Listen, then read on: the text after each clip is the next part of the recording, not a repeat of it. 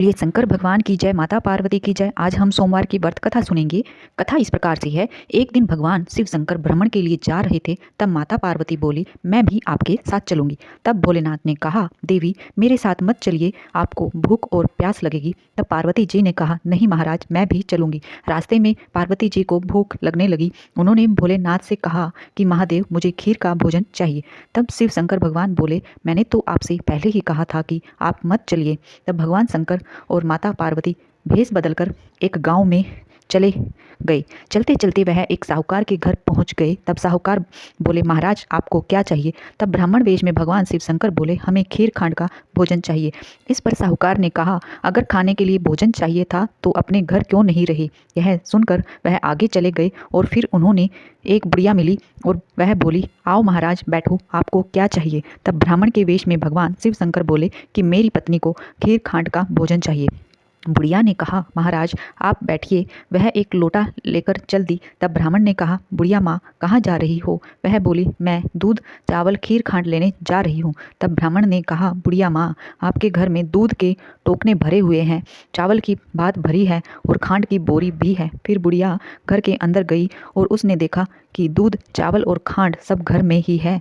फिर उसने खुशी खुशी खीर बनाई और भगवान शिव शंकर और माता पार्वती को दे दी। उनके खाने के बाद बुढ़िया ने कहा, मैं इस बची हुई खीर का क्या करूं? मेरा तो कोई भी नहीं है। तब ब्राह्मण बोले, बुढ़िया माँ आंखें बंद करो। बुढ़िया ने आंखें बंद कर ली। फिर उन्होंने कहा, अब आंखें खोल लो। बुढ़िया ने आंख खोल कर देखा तो उसका पूरा परिवार हो गया। तब बुढ़िया बोली, महाराज मैं इन्हें कहाँ रखूँ? तब ब्राह्मण वेशधारी भगवान ने लात मारी और उसकी झोपड़ी महल बन गई। यह देखकर बुढ़िया बहुत खुश हुई और वह खीर के टोकरे भर के बांटने लगी। जब वह खीर देने साहूकार के घर गई तो साहूकार बोले, तेरे घर में चीज कहाँ से आई? तब बुढ़िया ने कहा, मेरे यहाँ खीर खांड का भोजन करने के लिए एक ब्राह्मण और ब्राह्मणी आए थे, उन्हीं के प्रताप से यह सब हुआ है। तब ब्राह्मण ने कहा, मेरा धन तेरे घर कैसे गया? मेरे पास तो कुछ भी नहीं रहा। कहाँ है वह ब्राह्मण और ब्राह्मणी? तब बुढ़िया माँ ने कहा, वह दोनों अभी मेरे घर से निकले हैं। फिर साहूकार उनको ढूंढने लगे। रास्ते में उसने उन दोनों ब्राह्मण और ब्राह्मणी को देखा और बोले, मेरा धन उस बुढ़िया को क्यों दे दिया? तब ब्राह्मण वेशधारी शिव जी बोले, मैंने तो तेरा उठाया, ना ही किसी को दिया।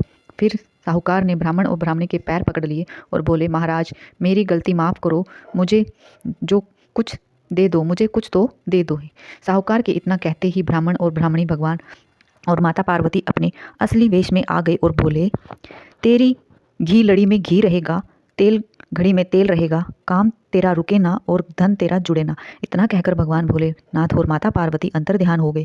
शिव शंकर भगवान और माता पार्वती, जैसे आपने बुढ़िया माँ पर कृपा की वैसे ही सब पर करना। कहानी सुनने वाले और सुनाने वाले सब पर अपनी कृपा बनाए रखना। कहानी अधूरी हो तो पूरी करना और यह मानकर कि पूरी है तो शिव शंकर का जयकारा जरूर लगाना। अगर आपको वीडियो पसंद आए तो कमेंट बॉक्स में ओम नमः शिवाय, जय शिव शंकर अवश्य लिखना। आप सभी का कहानी सुनने के लिए हार्दिक धन्यवाद।